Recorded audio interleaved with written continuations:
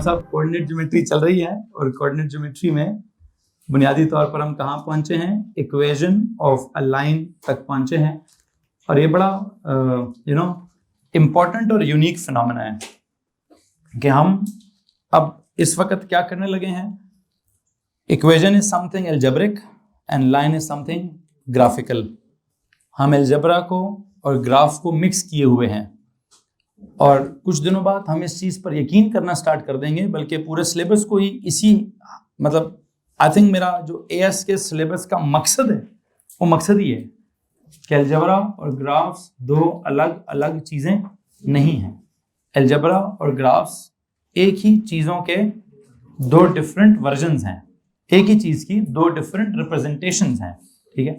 And ultimately coordinate geometry की worksheet जब easy medium hard किया हुआ था आपने, उसके अंदर कुछ आप ही को दी होगी वापस, उससे वापस नहीं ली। यहाँ तो नहीं है, वहाँ कहीं देख लीजिए, कहीं ना कहीं अगर पड़ी है तो। अच्छा जी, क्या बात हो रही है जनाब साहब?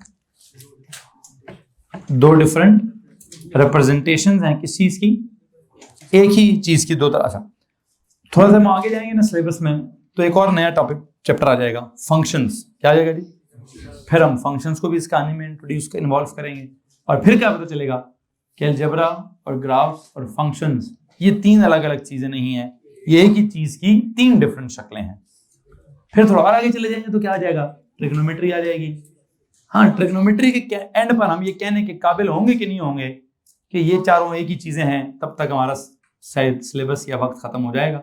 हम इस जुमले को कहने के लिए शायद हमारे पास टाइम ना बचे, लेकिन हाँ ये जुमला तो मैं जरूर कहूंगा कि अलजेब्रा और ग्राफ्स और फंक्शंस एक ही बात के तीन डिफरेंट वर्जन्स हैं और ये हमारा major concept of the syllabus होगा।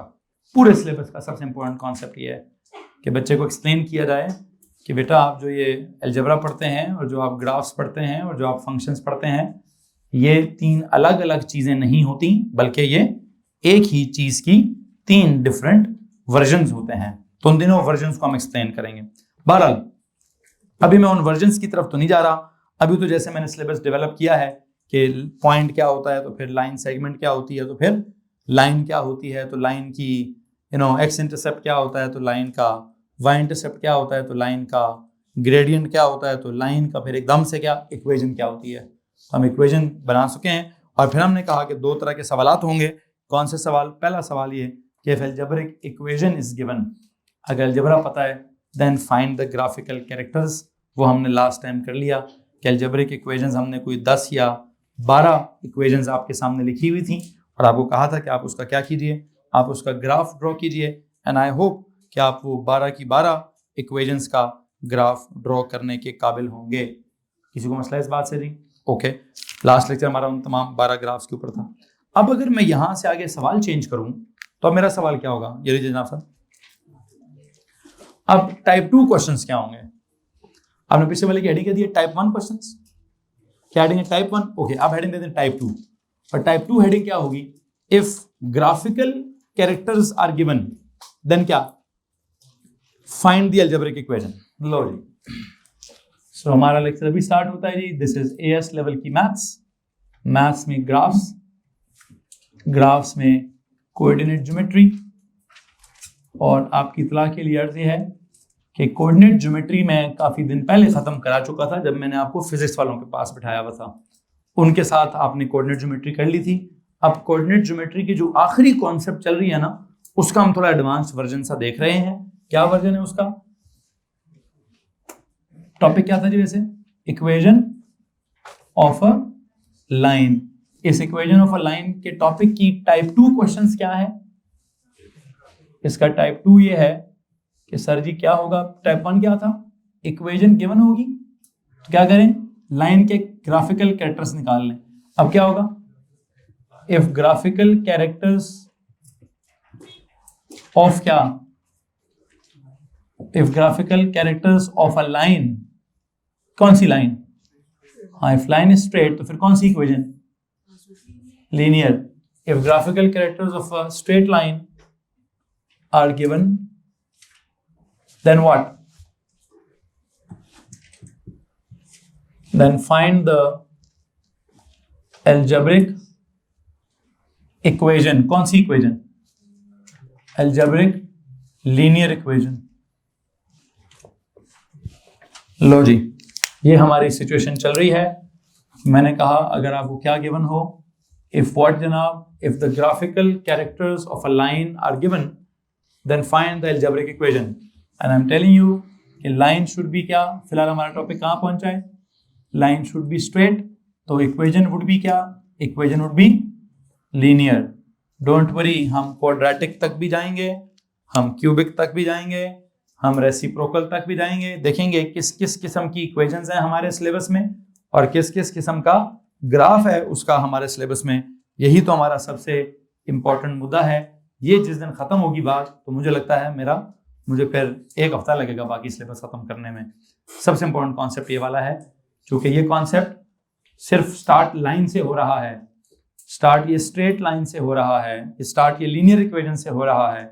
ये अब अगले किसी टॉपिक में कहाँ चला जाएगा, ये क्वाड्रेटिक इक्वेशन पे चला जाएगा, जिसमें एक पैराबोला सा ग्राफ बनेगा। फिर उस क्वाड्रेटिक इक्वेशन में एक ऐसा क्वाड्रेटिक इक्वेशन होगी जिसके ग्राफ में सर्कल बनना स्टार्ट हो जाएगा। फिर आगे जाके कोई ऐसी इक्वेशन बनेगी जिसकी शक्ल वेव जैसी होना स्टार्ट हो जाएगी। खैर किस किस किस्म की ग्राफ की शक्ल होगी, किस किस किस्म का उसका अलजेब्रिक इक्वेशन होगा, ये हमने पूरी की पूरी एक सेक्शन डेवलप करनी है। फिर वक्त हम क्या कर रहे हैं, if the graphical characters of क्या, of a line that is straight line are given then find the algebraic equation of क्या, ऑफ द लीनियर इक्वेशन आपने निकालनी। अच्छा, यू नो ग्राफिकल कैरेक्टर्स क्या क्या होते हैं और अलजेब्रिक इक्वेशंस क्या क्या होते हैं, मतलब किस किस किस्म की होती है। तो मैं अगर यहाँ पे आपको ग्राफिकल कैरेक्टर्स को के बारे में कुछ अंडरलाइन के बताऊं कि क्या क्या कैरेक्टर्स गिवन हो सकते हैं, फिर आप मुझे बताइएगा कि किस किस कैरेक्टर में से आप अलजेब्रिक इक्वेशन की कौन कौन सी बात निकालेंगे।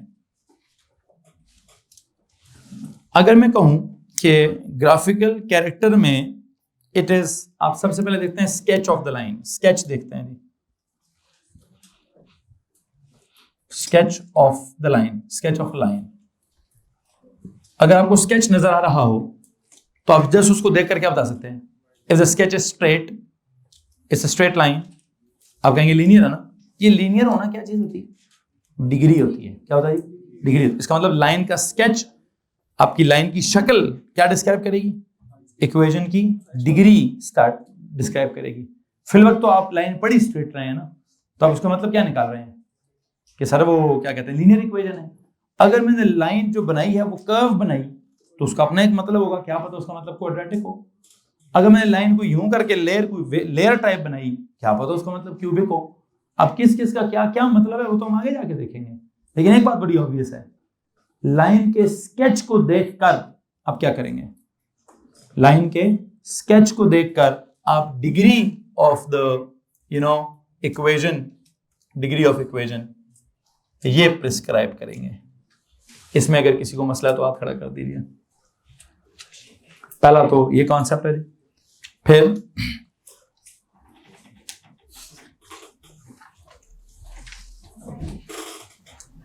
अगर मैं कहूं कि स्केच के बाद आपको उसका ना ग्रेड पता चल गया है, क्या पता चल गया, ग्रेडियंट ऑफ द लाइन। अगर आपको ये पता चल जाए तो आपको इक्वेशन के बारे में क्या पता चल जाएगा, एक्स का कोएफिशिएंट पता चल जाएगा। क्या पता चलेगा जी, इस बात से आपको कोएफिशिएंट ऑफ एक्स पता चल जाएगा। When y is subject, coefficient of x when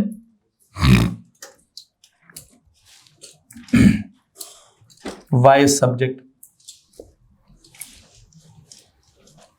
और जी अगर आपको y इंटरसेप्ट पता चल गया तो बात हुई है सर जी, क्या पता चलेगा, कांस्टेंट टर्म पता चल जाएगी व्हेन y is subject।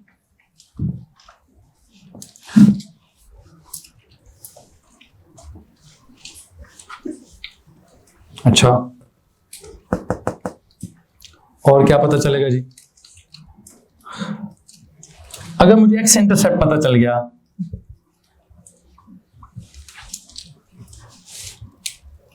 तो इसका क्या मतलब निकालूंगा मैं, सर जी इसका कोई ऐसा सच मतलब तो नहीं, इसका सीधा सीधा मतलब ये निकालेंगे कि value of x when y is x intercept का मतलब क्या होता है, इस पर वाई 0 होता है ना, एक्स इंटरसेप्ट से आपको क्या पता चलेगा, value of x when y is 0। हाँ, एक पॉइंट आप कह सकते हैं जी, मुझे एक पॉइंट पता चल गया। क्या पता चलेगी जी, एक पॉइंट पता चल गया है ऑन द लाइन, या मतलब इक्वेशन में, इक्वेशन को सेटिस्फाई करने की कुछ वैल्यूज पता चल गई हैं, तो उस इक्वेशन में एक्स की जगह वाई की जगह 0 पुट करें तो एक्स की वैल्यू आ जाएगी। खैर, अगर मैं कहूं कि एनी अदर पॉइंट पता चल गया, any other point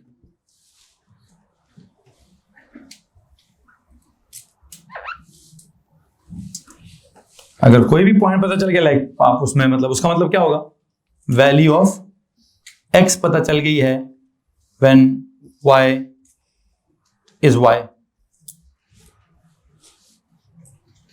value of x and Y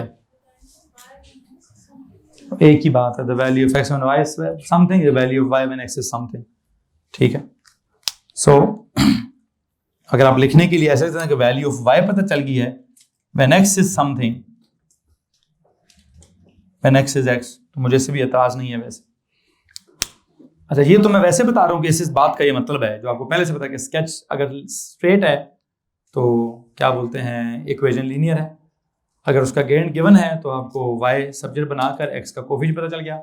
I think जो भी मैं समझाना चाह रहा हूँ मैं समझा चुका हूँ। सवाल तो हाथ खड़ा करो जी, एक ही चीज बार बार रिपीट हो रही है। अब सवाल वाला कम से कम कितनी इंफॉर्मेशन देगा?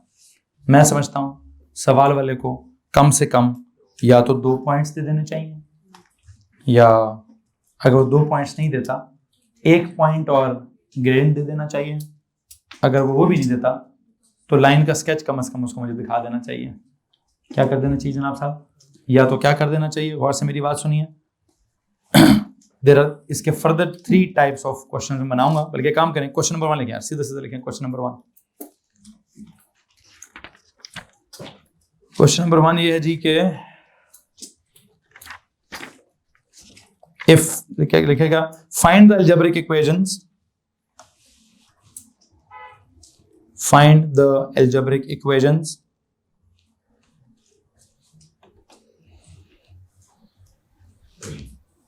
find the algebraic equations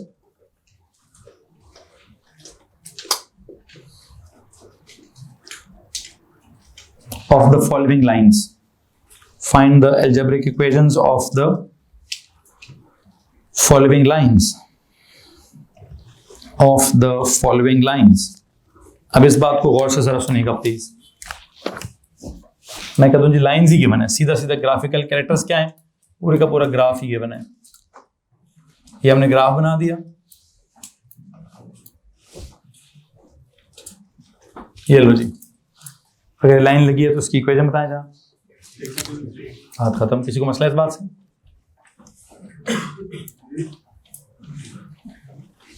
okay, फिर मैं कहता हूं जी, हाँ जी, इसकी इक्वेशन बताएं। y is equals to 5,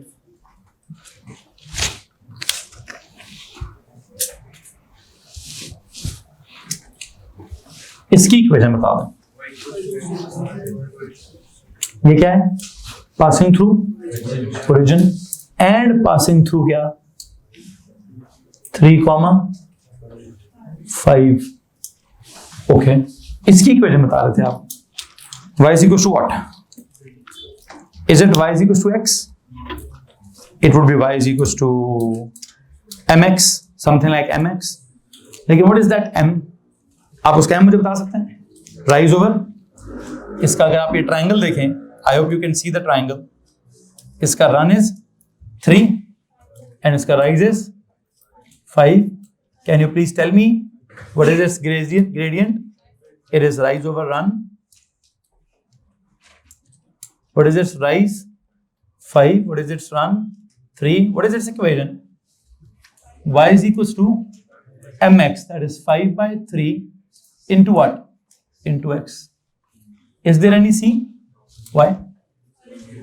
It's passing through origin. Okay. एक और लाइन देख लेते हैं जनाब।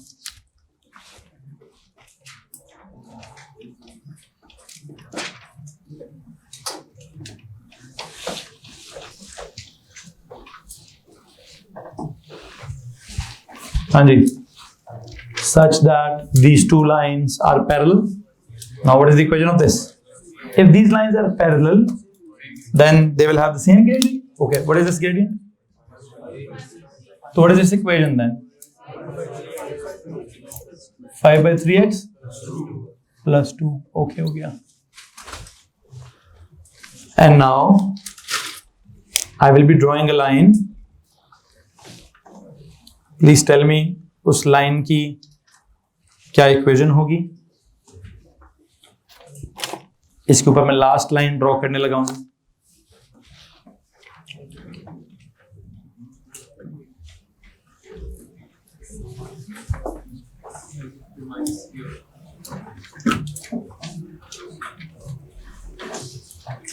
Something like this. एक रेड कलर की लाइन है. y इंटरसेप्ट इसका कितना नजर आ रहा है? मुझे इसका y इंटरसेप्ट 2 नजर आ रहा है. And this line is something like perpendicular for slope. और कौन सी? एक पॉइंट गिवन और स्लोप गिवन हो. Point slope form. तो काम करें, लिखे जी अप्लाई. और अगर ऐसे रुक जाए, अगर मैं इसका ग्राफ भी स्केच कर लूं तो बड़ी अच्छी बात हो जाएगी. इसका जरा ग्राफ स्केच कर लूं. लेकिन मैं जो करा रहा हूं मैं वही कराऊंगा. क्या? मैं डायरेक्ट लगाऊंगा. आप जो कह रहे हैं उसमें 2 स्टेप्स लगेंगे मेरे. पहले हाफ इक्वेशन लगेगी, फिर उसमें पॉइंट पुट करूंगा, सी निकलेगा, फिर मैं करूंगा. तो मेरे पास इतना टाइम नहीं है. मैंने एक नई इक्वेशन आपको पढ़ाई हुई है. कौन सी वाली? y minus y1 is equal to m into x minus x1. तो मैं वो डायरेक्ट लगाना चाहता हूँ. तो एक काम करिए, क्या लिखें? अप्लाई. कौन सी फॉर्म? एक तरफ रफ साइड पे इसका क्या कर लें? ग्राफ स्केच कर लें. वैसे 1,3 किधर है? 1,3 इधर. और ग्रेड किधर है? पॉजिटिव है. ये लो जी, this is some 1,3 and gradient is क्या? 1/2. आई विल रिकमेंड कि क्या करें? y माइनस क्या लिखा आपने? अप्लाई. प्लीज लिखिए apply point slope form. Apply point slope form. Whenever a point is given and a slope is given, always apply point slope form. y minus y1 is equal to m into क्या? x minus x1. And you know what, क्या situation है इसमें? Sir जी worksheet ला दें please मुझे ऊपर से. Time खत्म होने वाला है इनका. कोऑर्डिनेट ज्योमेट्री की वर्कशीट ला दें प्लीज. पूरी क्लास की लानी है, उन्हें बताएं. y minus what is y1? 3. What is m? 1/2 into x minus x1. What is it? It is 1. यहां तक भी छोड़ देंगे तो काम पूरा हो जाएगा. यहां तक भी छोड़ देंगे तो काम पूरा हो जाएगा. लेकिन अगर हमें पता है थोड़ा सा हम इक्वेशन थोड़ा लेफ्ट राइट करके शक्ल ठीक करके लिखते होते हैं. 2 times y minus 3 is equal to 1 times x minus 1. 2y minus 6 is equal to x minus 1. 2y is equal to x minus 1 plus 6. 2y is equal to x plus 5.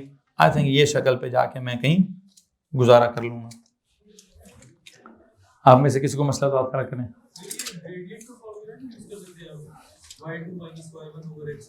कुछ भी कर सकते हैं, लेकिन जो मैं करा रहा हूं उससे आपको क्या प्रॉब्लम है? आपके ज़हन में भी कुछ आ रहा है, उस भाई के ज़हन में भी कुछ आ रहा था. मैं पूछ रहा हूँ जो मेरे ज़हन में आया है उससे आपको क्या प्रॉब्लम है? नहीं है ना. और मैं मेरे जो ज़हन में आया है मैं चाहता हूँ आपके ज़हन में भी ये आए. क्यों? ज्यादातर सवाल ऐसे होंगे जिसमें क्या होगा, एक पॉइंट गिवन होगा और आपको ग्रेड भी गिवन होगा. आप क्या कीजिएगा, सीधा सीधा ये फॉर्मूला लगाइएगा. ये फॉर्मूला हमने कहीं ना कहीं से ड्राइव किया है. महाज साहब ड्राइव वहां से किया जहां से आप कह रहे हैं. ठीक है, तो जब मैं फॉर्मूला ड्राइव कर चुका हूं तो मैं फॉर्मूला इस्तेमाल करूंगा ना. ठीक है. अब भाईजान आप जो मुझे कह रहे थे वो ऑर्डिनरी लेवल था. उसमें पहले क्या होता है, पहले आप ग्रेड को यूज करके हाफ इक्वेशन बनाते हैं. तो कुछ भी है, जैसी है वैसी ला दें, वैसे ही ला के पूरी क्लास के लिए प्रिंट कर दें. बनी हुई है वैसे वो. उसमें क्या किया था आपने? तो छोड़ दें उसको, पहले से बनी पड़ी है ना, वही ला दें. ठीक है. अगर आपके पास आप 5 मिनट में कुछ उसका कर सकते हैं आगे पीछे तो कर दीजिएगा. नहीं होता तो आप जो है वही पूरी क्लास के लिए प्रिंट कर दें. सुने जनाब साहब, मैं काफी है जितना लेके जाना था लेफ्ट राइट कर चुका हूँ. बहुत अगर आपका दिल करे वाई को सब्जी बनाने का तो वो बना लें. चले बना लें यार. सर वाई को सब्जी बना के दें. 1/2x प्लस क्या? प्लस 5/2. ठीक है, ऐसे कर लें. और अगर आपको लगता नहीं सर हमने तो कहा स्टैंडर्ड फॉर्म में लिखें, तो स्टैंडर्ड फॉर्म में कैसे लिखते हैं? स्टैंडर्ड फॉर्म होता है ax plus by plus c equal to क्या? तो उसका स्टैंडर्ड फॉर्म ये नहीं है. फिर स्टैंडर्ड फॉर्म कौन सा है? x minus 2y plus 5 is equal to 0। या जवाब ऐसे लिखें या जवाब आप ऐसे लिखना चाहते हैं तो भी आपकी मर्जी है, मुझे कोई एतराज नहीं है। और अगर मैं तो चाहता हूं कि अगर आप यहां भी जवाब जाके छोड़ दें तब भी एक्सेप्टेबल है, अनलेस और अनटिल उसने अगले किसी पार्ट में कुछ निकलवा न लिया। हाँ, उसने अगले किसी पार्ट में कुछ निकलवा लिया तो मैं कुछ नहीं कह सकता। यहां पर भी आंसर एक्सेप्टेबल है, यहां पर भी आंसर एक्सेप्टेबल है जी। This is also acceptable answer. ये क्या है? This is standard form of the answer. What is this? This is वो slope intercept form of the answer, and you have applied point slope form and you have applied initially क्या? Apply what? Point slope form to find the answer। तो आप directly point slope form apply करते हैं, direct एक answer आता है, that is acceptable. Simplify करके standard form में जा सकते हैं, सिंप्लीफाई करके स्लोप इंटरसेप्ट फॉर्म में भी जा सकते हैं, आपकी मर्जी है। किसी को मसला जी इस बात से? अगले सवाल पे जाएंगे जरा। Find the what? Find the algebraic equation of the line. Find the algebraic equation of the line. Of the line passing through 1,3. सवाल लिखें। Find the equation of the line passing through 1,3. Passing through 1,3. And inclined at an angle of 30 degree from horizontal. Find the equation of the line passing through 1,3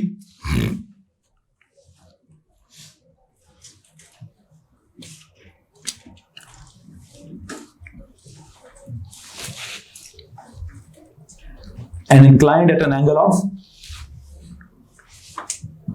30 degree from the horizontal. 1,3 से जा रही है, inclination जो है वो with the horizontal कितनी है? 30 degree है। क्या करूं जी? इस इंक्लिनेशन का क्या करूं? हाँ, पहले जैसे क्या कर लें, पहले उसको यूज करके ग्रेडियंट निकाल लें। What is the gradient? m is equal to क्या? tan theta. क्या होता है tan थीटा? tan of 30। क्या है tan ऑफ 30? चेक करें जी।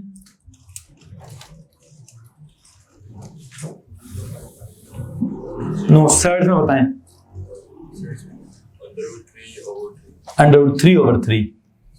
The answer is √3/3। डेसिमल्स में नहीं चाहिए, एग्जैक्ट वैल्यू चाहिए। किस में आ जाती है? एग्जैक्ट वैल्यू सर्ड्स में आ जाती है जनाब साहब, एग्जैक्ट वैल्यू सर्ड्स में आ जाती है। क्या करें अभी इसके साथ? क्या सिचुएशन है जी? क्या सिचुएशन है बच्चों? कौन सी फॉर्म लगाऊं? Once again please tell me, क्या गिवन है? पॉइंट भी गिवन है और मिस्टर साहब पॉइंट स्लोप फॉर्म करें जी। Apply what? Apply point slope form, जिससे क्या होता है? डायरेक्ट हमें एक एक्सेप्टेबल आंसर मिल जाता है। कौन सा? y minus y1 is equal to m into x minus x1। y minus y1 is 3, m is √3/3 into x minus x1 is 1। 3, हाँ, यहाँ तक भी एक्सेप्टेबल आंसर है। लेकिन अगर आप चाहते हैं कि नहीं सर मैं उसको एक्सपैंड करना चाहता हूँ, मैं उसको स्टैंडर्ड फॉर्म में लेके जाना चाहता हूँ, तो आपकी मर्जी है भाई। क्या करें? 3y minus 9 √3x minus √3, 3y equals to √3x minus √3 plus 9। तो चेक करें, ये माइनस √3 प्लस 9 को कैलकुलेटर सिंप्लीफाई करता है या ऐसे ही लिखेंगे? मुझे तो लगता है ऐसे ही लिखेंगे। अगर आप इसमें से दो फॉर्म्स निकाल सकते हैं, कौन सी वाली? आप चाहें तो y इंटरसेप्ट वाली, y is equal to √3/3x plus 9 minus √3/3। ये कौन सी फॉर्म है? Slope intercept. और या तो अगर आप चाहें तो क्या करें? √3x minus 3y plus 9 minus √3 is equal to 0। ये कौन सी शक्ल है? Standard form. अब आप इधर निकालना चाहते हैं कि आप ये निकालना चाहते हैं, आपकी मर्जी है। मैं तो कहता हूं यहां तक ही काफी है जी। तो भाई क्या सिचुएशन चल रही है आपके सामने है। जो भी मैं सवाल लिख रहा हूं, मैं उन सवालों में क्या करता हूं जी, आपको एक पॉइंट गिवन था। यहां पे क्या हुआ देखें, अगर आप इस वाली लाइन को देखें, यहां भी क्या सिचुएशन है? इस लाइन पे भी आपको एक पॉइंट गिवन था, बल्कि एक नहीं, कितने, 2 पॉइंट्स गिवन थे। आपने उन 2 पॉइंट से पहले क्या निकाला था, ग्रेड निकाला था। फिर ग्रेड, इसका मतलब जो मर्जी कर ले बेटा जी, पॉइंट स्लोप फॉर्म लगाएं या स्लोप इंटरसेप्ट फॉर्म लगाएं, सबसे पहले लाइन का क्या पता होना जरूरी है। सर जी लाइन का ग्रेड पता होना जरूरी है।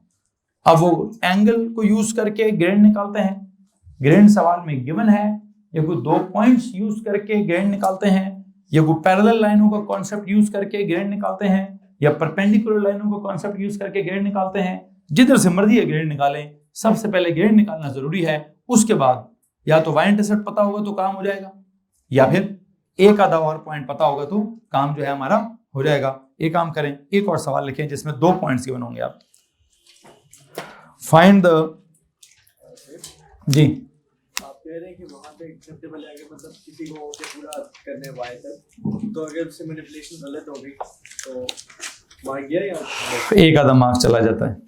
क्योंकि हम आगे क्यों जाते हैं, हमने आगे इसलिए जाना है कि समटाइम एक्स्ट्रा को काम करना होता है सवाल में। अदरवाइज जो मैंने कहा कि एक्सेप्टेबल है वहां तो छोड़ दें आप, अनलेस अनटिल सवाल वाला कह रही थोड़ा कुछ और भी करना है, कोई एक्स इंटरसेप्ट निकालना है, कोई वाई इंटरसेप्ट निकालना है, कोई एक्स की वैल्यू गिवन है, वाई निकालनी है, कुछ और निकालना है। अदरवाइज मैं हूं तो मैं तो वहां तक जाके छोड़ दूं। लेकिन फिर भी बेहतर है कि आप थोड़ा आगे सिंप्लीफाई कर लें। क्यों गलती करेंगे आप, मतलब जब आंसर सही निकालिए प्लस माइनस की गलती, ये कैसा सवाल है, नहीं होनी चाहिए। खैर अगला सवाल लिखिए, find the equation of the line, find the equation of the line passing through 1,3 and 5,9। लो जी, अब 1,3 एंड क्या, एंड 5,9 की बात हो रही है।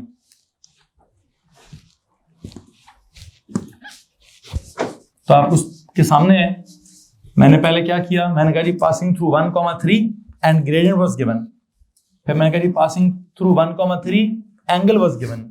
अब मैं क्या करूं, passing through 1,3 and 1 more point is given, and क्या 5,9। अच्छा अब क्या करूं फिर,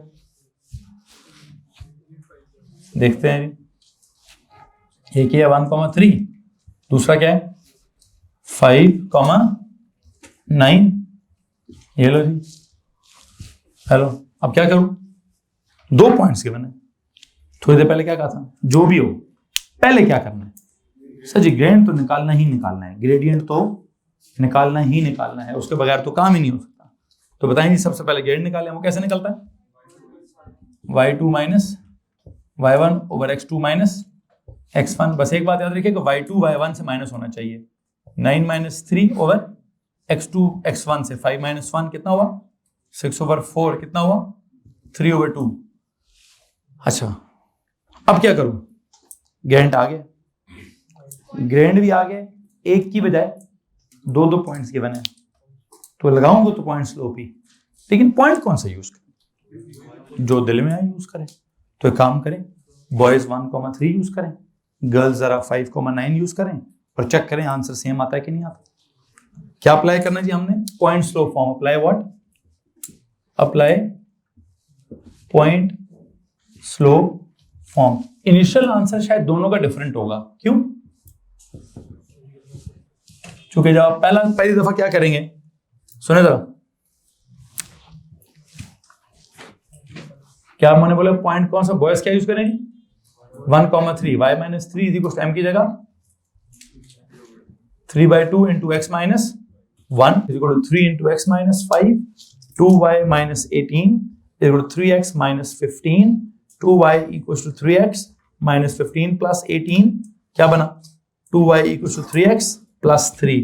तो यू कैन सी दोनों तरफ से क्या आंसर आ रहा है, सेम आंसर आ रहा है। अब यहां से आगे आप y को सब्जेक्ट बनाना चाहते हैं या फिर आप स्टैंडर्ड फॉर्म में जाना चाहते हैं, आपकी मर्जी है। y is equal to 3/2x plus 3/2 या फिर 3x minus 2y plus 3 is equal to 0, जो मर्जी कर लें। दोनों तरफ से आंसर्स जो हैं वो क्या आ रहे हैं जनाब, दोनों तरफ से आंसर सर जी सेम आ रहे हैं।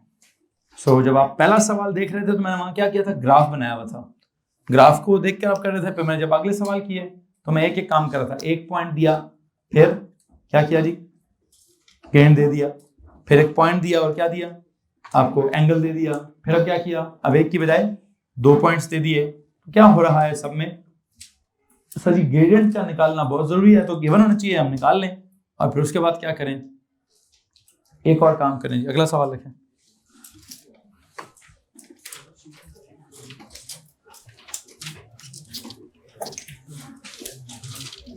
Find the equation of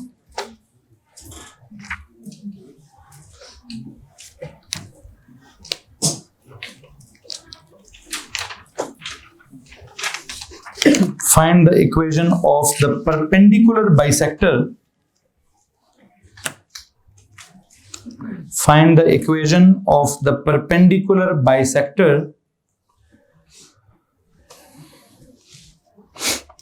find the equation of the perpendicular bisector of the line joining the points 1, 3. क्या लिखा है? Find the equation of the perpendicular bisector. Imran जरा ये वाली साइड आके मिटा देंगे। Find the क्या लिखा जी? Equation of the perpendicular bisector of the line joining the points 1, 3 and 13, 11 इधर मैं सबसे पहले आपको क्या रिकमेंड करूंगा, to sketch the given point, sketch the data. एक बल्कि काम करें, पेज के हेडर पे जाएं, कोऑर्डिनेट ज्योमेट्री में it is always suggested to क्या, टू स्केच द डेटा। ठीक है, पेज के हेडर पे जाके लिखें जी, it is always suggested to sketch the data, it is always suggested to sketch the data. बस, it is always suggested to sketch the data. थोड़ा गर्म पानी ला दें।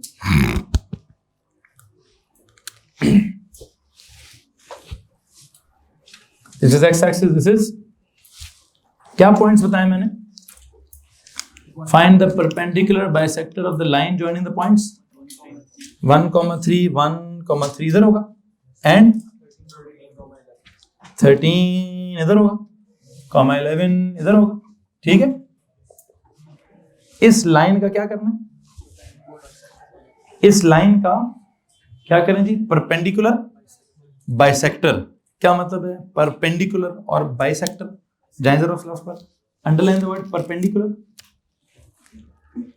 क्या मतलब है लफ्ज परपेंडिकुलर का? उसके ऊपर लिखे 90 डिग्री। बाइसेक्टर का मतलब क्या है? जो बीच से गुजरेगा। क्या करेगा जी? जो बीच से गुजरेगा। तो I think line joining the points A and B, line joining the points क्या था? 1, 3 था एंड इधर से 13, 1 था। इन दोनों का परपेंडिकुलर बाइसेक्टर, इनका परपेंडिकुलर बाइसेक्टर क्या करेगा? एक तो इनके परपेंडिकुलर होगा और बाइसेक्ट मतलब बीच में से गुजरेगा। तो आई थिंक ये एंगल कितना है? 90 डिग्री है। और ये पॉइंट कौन है? इसको अगर मैं क्या दूं? ए है। इसको अगर मैं क्या कह दूं? This is a. इसको क्या कह दूं? बी। एक काम करें, सवाल में ए बी ऐड करते हैं। क्या सवाल था? Find the equation of the perpendicular bisector of the line passing through the points A equals 1, 3 and B equals 13, 11। 1, 3 को ए बोल दें सवाल के अंदर जाके, और 13, 11 को बी बोल दें। लो जी, अब ये स्केच करें। अब सिचुएशन ये है, जो दो पॉइंट्स गिवन हैं, मुझे उनकी इक्वेशन नहीं निकालनी। मुझे किन की इक्वेशन निकालनी है? मुझे तो दूसरी लाइन की इक्वेशन निकालनी है। इक्वेशन निकालने के लिए कम से कम क्या पता होना चाहिए? एक आधा पॉइंट पता होना चाहिए। निकाल लूं, ए बी का निकाल लूं, फिर उसके साथ क्या करूंगा? हाँ, तो उसका आ जाएगा। तो पहले क्या निकालें? पहले निकालें ग्रेडियंट ऑफ ए से B. What is it? y2 minus y1, 11 minus 3 over 13 minus 1। क्या जवाब है? 8 over 12। What is it? 2/3। तो जिस लाइन की हमने ग्रेड निकालनी है उसका ग्रेड कितना है?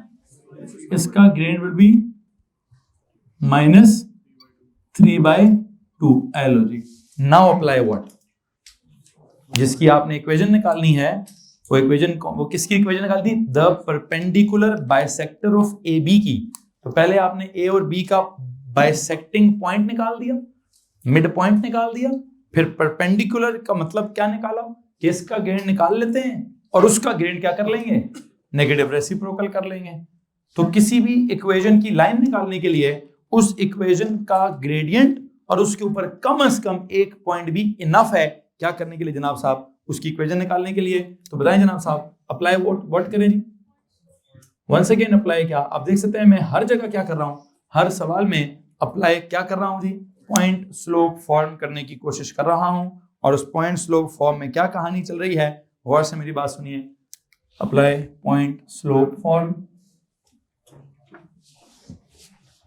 क्या करूं जी, how to apply point slope form, y minus y1 is equal to m into x minus x1, y minus what is y1, हाँ 7, m कितना लूं -3/2 इंटू एक्स माइनस क्या 7। यहां पर भी मेरा आंसर क्या होना चाहिए, एक्सेप्टेबल होना चाहिए।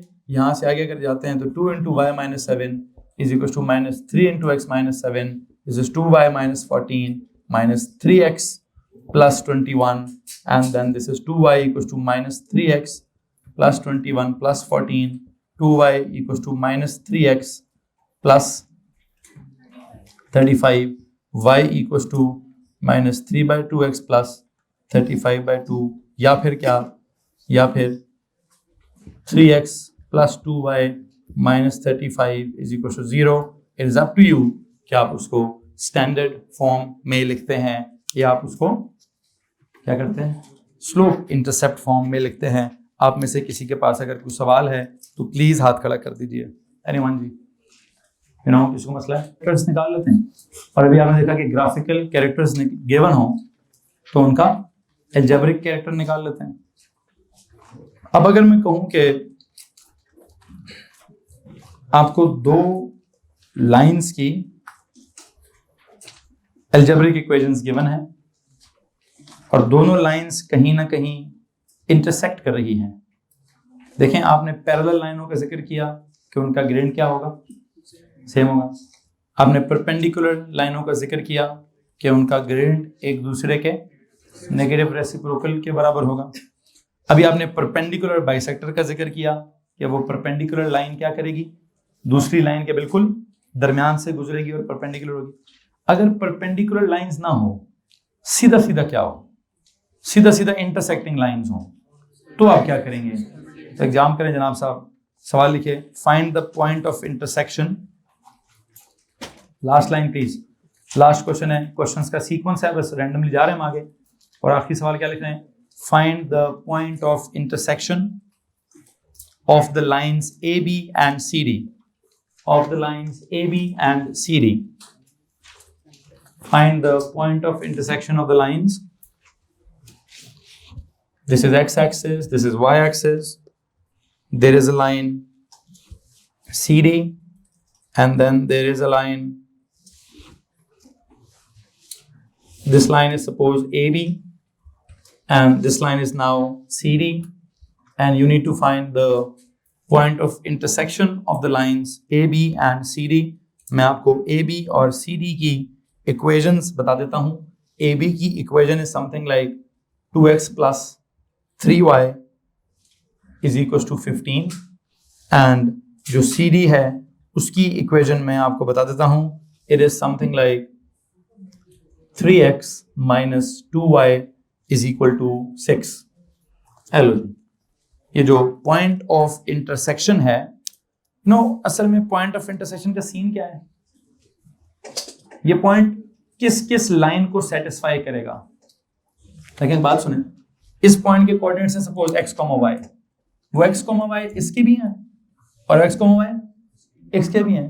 तो अगर मैं कहूं द पॉइंट ऑफ इंटरसेक्शन, बल्कि the coordinates of the point of intersection satisfies both the lines, तो so what, so solve them.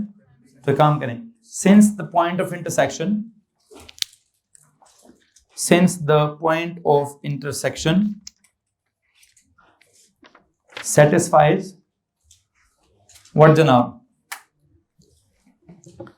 since the point of intersection satisfies both the equations, satisfies what, both the equations satisfies both the equations. So what? So solve the equations simultaneously. So solve the equations